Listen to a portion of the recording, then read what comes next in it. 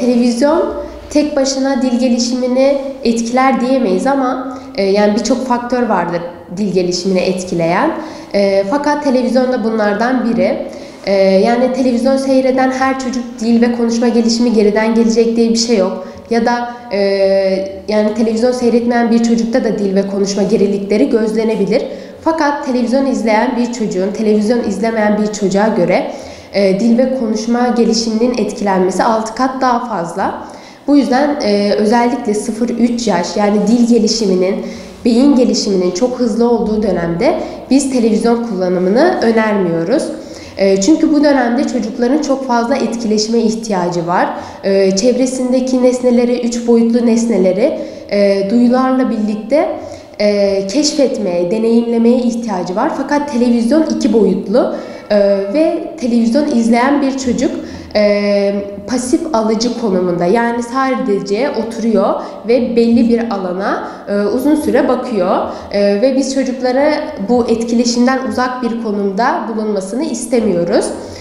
Öncelikle önermememizin sebebi bu etkileşimden uzak olması.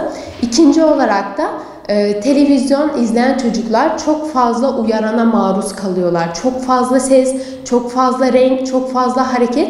Bunlara maruz kalan çocuklarda daha sonra biz oyunla uyaran verdiğimizde işitsel uyaranlar veya sevinç, gülücükler, işitsel uyaran, bunlar artık çocuğa yetersiz kalmaya başlıyor. Bu yüzden de televizyonu önermiyoruz. Peki ne zaman televizyon izleyebilir bir çocuk? Eğer 0-3 yaşına kadar gelmiş bir çocuk normal dil gelişimi seyrediyorsa 3 yaşından sonra günde yarım saat, 1 saati geçmeyecek şekilde televizyon seyretmeye başlayabilir. Ama eğer dil gelişimi geriden geliyorsa yine 3 yaşından sonra da önermiyoruz. Onun dışında bazı velilerin mesela diyor, işte hocam biz televizyonu açıyoruz ama çocuğum pek fazla ilgilenmiyor. Kendi kendine oyun oynuyor ya da kardeşleriyle oyun oynuyor diyor. Yani arka planda bir televizyon gürültüsü var ama o pek etkilenmiyor, bakmıyor zaten ekrana diye konuşuyor. Fakat biz arka planda da televizyon gürültüsünün, bir uğultunun olmasını önermiyoruz. Çünkü böyle olduğunda çocuklarda işitsel işlemleme problemi ortaya çıkabiliyor. Bu bir işitme problemi veya duyma problemi değil, algılama problemidir. Yani çocuklarda sesleri algılamakta, sesin yönünün nereden geldiğini algılamakta, daha sonra sesleri ayırt edip onları kullanmakta zorluk yaşıyorlar.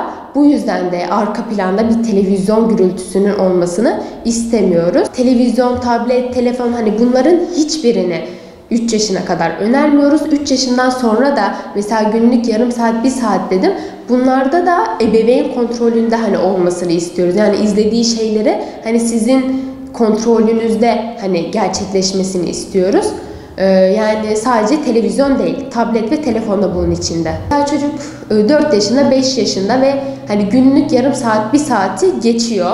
Yani çocuk artık bağımlı olmuş. Çok fazla şekilde ekrana maruz kalıyor. Eğer böyle bir durumda çocuğunuzun yanına sizle birlikte oturun. Onun seviyesine uygun bir şey açtıktan sonra birlikte o şeyi izleyin. Daha sonra izlediğiniz şey üzerinden birlikte sohbet edin, konuşun. Karakterlerin, mesela çizgi film izliyorsa çizgi filmdeki karakterlerin isimleriyle ilgili konuşabilirsiniz. Üzerinde neler giymiş, hava nasıldı, ya da daha büyük bir çocuksa eğer, atıyorum neden böyle yaptı, nasıl yaptı, peki biz de bunu mesela günlük yaşamda yapabilir miyiz, yapamaz mıyız? Bu şekilde mesela biraz daha ayrıntı konuşabilirler yaşı büyük olan bir çocuk için. Yani biraz da mesela oyunlarına yedirebilirler. Oyun oynarken mesela çizgi filmde gördükleri bir şeyi oyunlarında canlandırabilirler veya parka gittiklerinde canlandırabilirler. Üstünü giyerken mesela bugün çizgi filmde hava nasıldı? Bugün hava nasıl? Biz o zaman üstümüze ne giyelim falan gibi. Böyle günlük yaşantılarında bir bağdaştırma kurabilirler.